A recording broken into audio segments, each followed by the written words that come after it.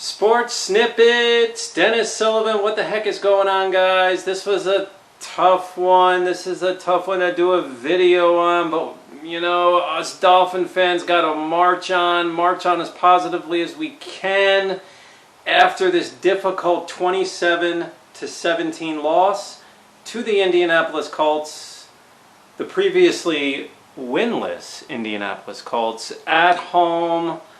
Lose by 10. Let's get into the details of this game, guys. If you do like the content of this video, go ahead, hit the thumbs up. That would be awesome. And subscribe, of course, to my channel, Sports Snippets with Dennis Sullivan. So, guys, let's get into this one. This was a tough one.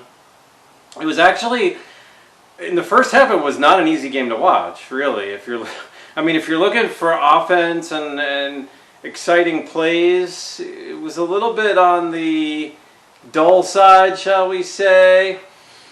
Colts would hold on to a 7-3, not victory, but 7-3 lead at halftime. Then the game kind of picked up, the pace picked up on both sides. Going to break it down for you here on the snippets board.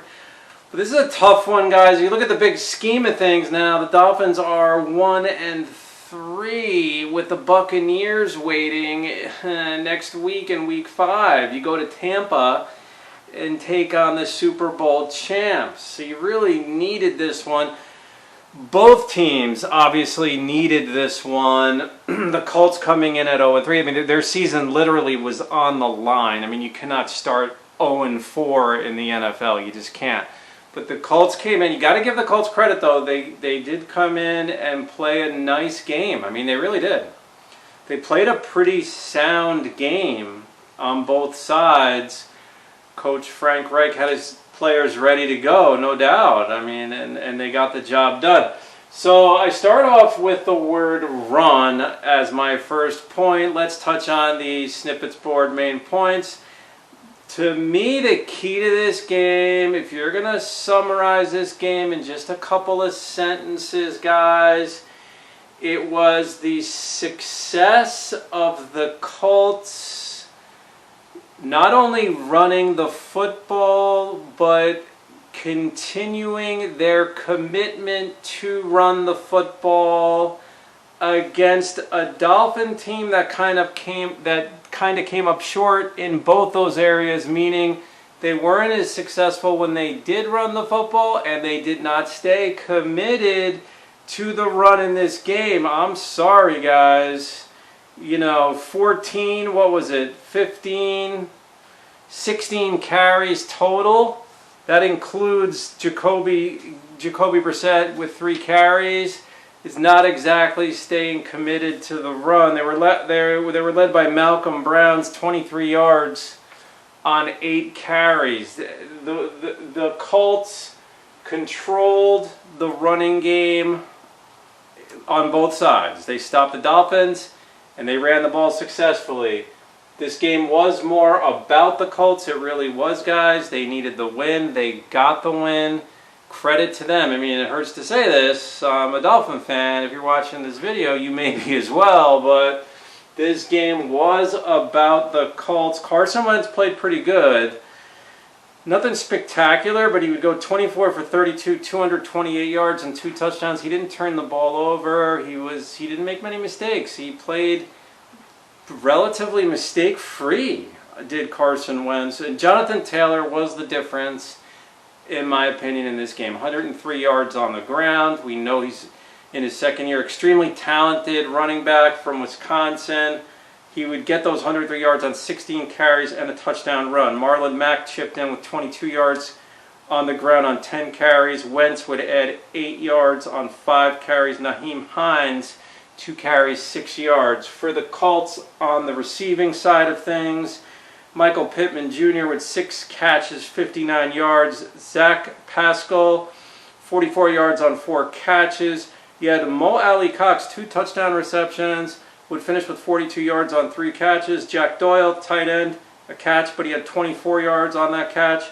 Paris Campbell, 2 catches, 22 yards. Ashton Dolan, a catch for 17 yards. Taylor out of the backfield, 3 catches, 11 yards. Hines out of the backfield, 2 catches, 5 yards. And then it was Kylan Granson, a catch for 3 yards. Mack out of the backfield would have a catch for 1 yard. I put here O/D line. That's supposed to be O/D. Sorry guys if you can't read it real super clear. I put that mainly because, I mean, seems like the Dolphin, let's start with the offensive line. Seems like it is kind of hit or miss lately. They play well in spurts against the Raiders last week. Kind of struggled though at times to get, especially opening up those running lanes. I'm really not quite seeing it, guys. The defensive line, let me just put it to you like this. And overall defensively, I mean, Dolphins are a pretty physical team. They even said that on the post-game, crediting the Dolphins as being a fairly physical team. But let's look at I want to just touch on something real quick. John Gruden goes for it at his own, it was roughly at his own 35-yard line in the first half last week when we play the Raiders, and they convert. And I'm sitting there, and as many of you might have been going, their own 35. And then today, Frank Reich goes on 4th and inches from like his own, it was like his own 30 or 31 or something. It was ridiculous, and they converted. So that's 2 weeks in a row that opposing coaches are going on 4th down inside their 35-yard line, guys.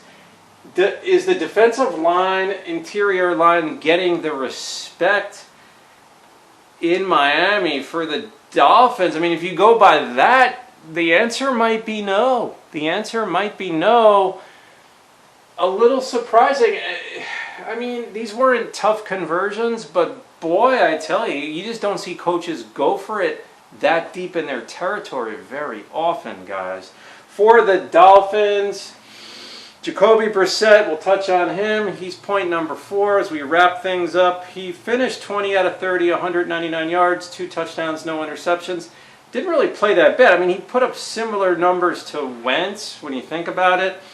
But here's, going back to the beginning of this video, where the Dolphins really failed, in my opinion, is the inability to run the football. Malcolm Brown, 8 carries, 23 yards. Brissett, 3 carries, 8 yards, and the fumble lost. Gaskin, 2 carries, 3 yards. Salvin Ahmed, 3 carries and 1 yard. Myles Gaskin, we were thinking, was going to be the big center point of this offense.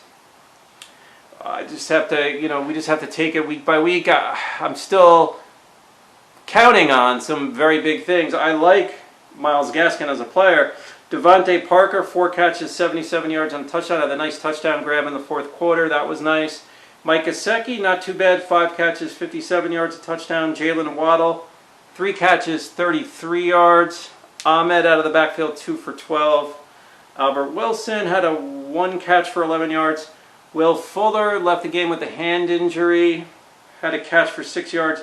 Durham Smythe, 2 catches, 6 yards. Malcolm Brown, a catch for 4 yards. Jakeem Grant, a catch, but he was credited with the 7-yard loss on the catch, guys. So this was a frustrating one, no doubt. I mean, this is a frustrating loss. You just lost at home to a winless team. Dolphins now get ready for the Bucs. That's a 1 o'clock game in Tampa next Sunday, the 10th.